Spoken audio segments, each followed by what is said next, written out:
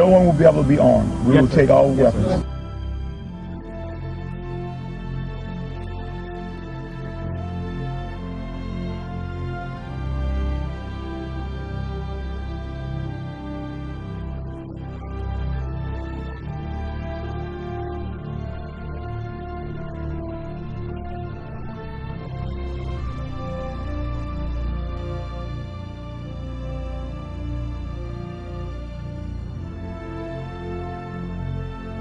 Every service member has an obligation, not just that they can refuse a legal order or an unlawful order. They have an obligation to.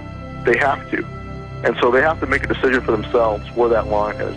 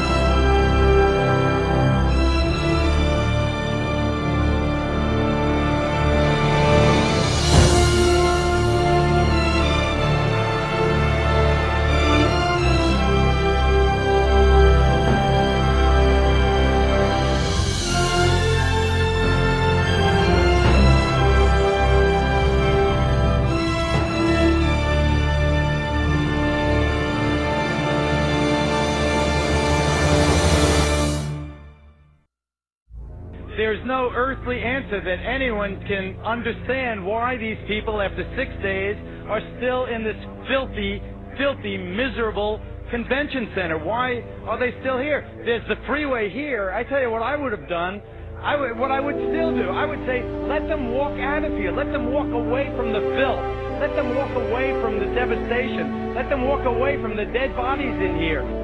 They won't let them walk out of there because I'm standing right above that convention center. And what they've done is they've locked them in there. The government said, you go here and you'll get help. Or you go in that Superdome and you'll get help. And they didn't get help. They got locked in there and they watched people being killed around them. And they watched people starving. And they watched elderly people not get any medicine. And now they know it's happening because we've been telling them repeatedly over and over every day. And you know what they're doing now? And I'm not blaming anyone. I'm telling you what's happening. They have set up a checkpoint at the bottom of this bridge. This is the bridge that takes you from New Orleans over into Gretna, from Orleans Parish into Jefferson's Parish. It's the only way out. It's the connection to the rest of the world. And they've set up a checkpoint, and anyone who walks up out of that city now is turned around. You are not allowed to go to Gretna, Louisiana from New Orleans, Louisiana. Over there, there's hope. Over there, there's electricity. Over there, there's food and water. But you cannot go from there to there. I think the government will not allow you to do it. It's a fact. I don't know, man. Let them walk out of here. Let them walk the hell out of here. Let them get on that interstate and walk someplace. We had Walmart deliver 3 trucks of water, trailer trucks of water. FEMA turned them back. They said we didn't need them. This was a week ago. We had 1,000 gallons of diesel fuel on a Coast Guard vessel docked in my parish. The Coast Guard said, come get the fuel right away. When we got there with our trucks, they got a word. FEMA says, don't give you the fuel. Yesterday, FEMA comes in and cuts all of our emergency communication lines. They cut them without notice. Our sheriff, Harry Lee, goes back in. He reconnects the line. He posts armed guards on our line and says no one's getting near these lines.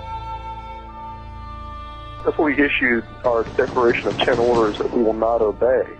And what those are designed to do is to get the troops thinking ahead of time about where the line in the sand is in advance. And that's what we're hearing in feedback from people in National Guard units is that in Katrina, that's kind of what happened, is the police and the military there, the National Guardsmen, were caught off guard and really hadn't thought about it in advance.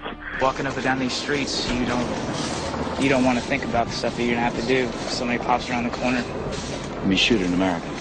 Yeah. And what we're hearing is that it won't be the same way next time. There'll be more who will say, no, I'm not going to do that.